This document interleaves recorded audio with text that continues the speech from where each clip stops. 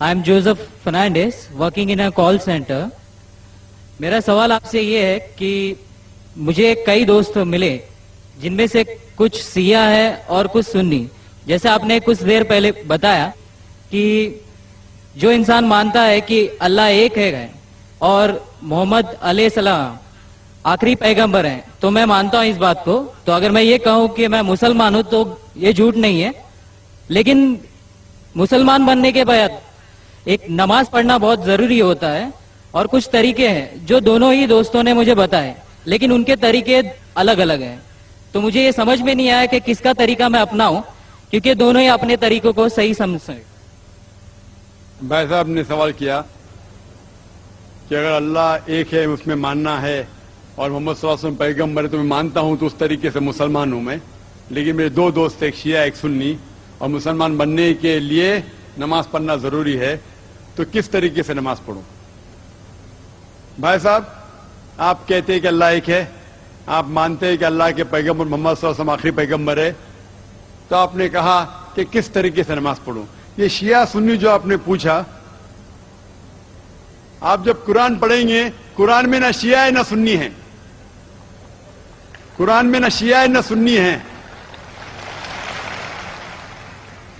कुरान शरीफ में कहा गया है सूरह इमरान में सूरह नंबर 3 आयत नंबर 103 में, वातसिमु बिहब्लिल्लाहि जमीअन वला तफरकू, कि आप आपस में इकट्ठा होके अल्लाह की रस्सी को मजबूती से पकड़ो.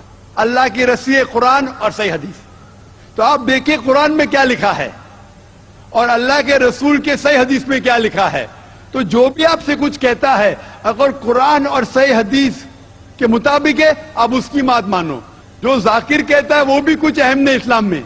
जाकिर इस्लाम में जीरो है. जो जाकिर कहता है वो बात मानना जरूरी नहीं. लेकिन जब मैं कुरान का हवाला दिया तो आपको कुरान की बात मानना फर्ज है. जब मैं सही हदीस का हवाला दिया तो आपको सही हदीस की बात मानना जरूरी है. तो इसीलिए कोई भी शख्स कुछ कहता है, अगर इख्तिलाफ है उसमें, तो फिर से रुजू हो जाओ कुरान और हदीस के पास. क्योंकि कुरान में लिखा है सूरह निसा में सूरह नंबर 4 आयत नंबर 59 में वर्स नंबर 59 में, अतिउल्लाह वाति रसूल, अल्लाह की इताअत करो, अल्लाह की बात मानो और अल्लाह के रसूल की बात मानो. और वो लोग those who have been charged with authority, जो उलुल अम्र है, वो लोग जो आपके अमीर है. लेकिन अगर इनमें इख्तिलाफ है, फिर से रुजू हो कुरान और हदीस के पास, अल्लाह और अल्लाह के रसूल के पास. तो अगर दो शख्स, दो आलिम, कोई भी अगर इख्तिलाफ है, आप फिर से मुड़ो अल्लाह और अल्लाह के रसूल के पास, कुरान और सही हदीस के पास. फिर देखो कि कौन सा दोस्त, कौन सा मुस्लिम, कौन सा आलिम, कौन सा मौलाना कुरान और सही हदीस के मुताबिक कह रहा है. आप समझे? तो इससे पता चलेगा कि क्या सही है. आप बोलते हैं कि नमाज पढ़ने के तरीके में इख्तिलाफ है. शुरू में कम से कम जो यकसा है वो तो शुरू करो.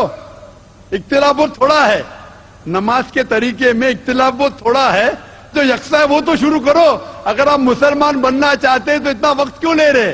खाली नाम के मुसलमान होना जरूरी नहीं है, वो कोई फायदा नहीं. अमली तौर पे मानो कि अल्लाह एक है, उसकी इबादत करो और आखिरी रसूल मोहम्मद सल्लल्लाहु अलैहि वसल्लम पे ईमान लाओ.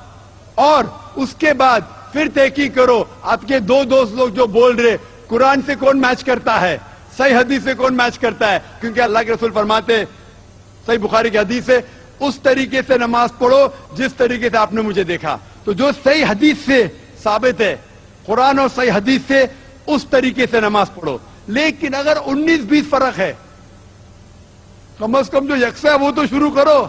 इख्तिलाफी बातों पे तहकीक करो, इंशाअल्लाह पता लग जाएगा आपको क्या सही है. तो इंशाअल्लाह अभी आप सिर्फ नाम के मुसलमान मत न हो, अमली तौर के ऊपर मानो कि अल्लाह एक है और अल्लाह के रसूल मोहम्मद सल्लल्लाहु अलैहि वसल्लम आखिरी पैगंबर है. Hope that answers the question. Thank you sir.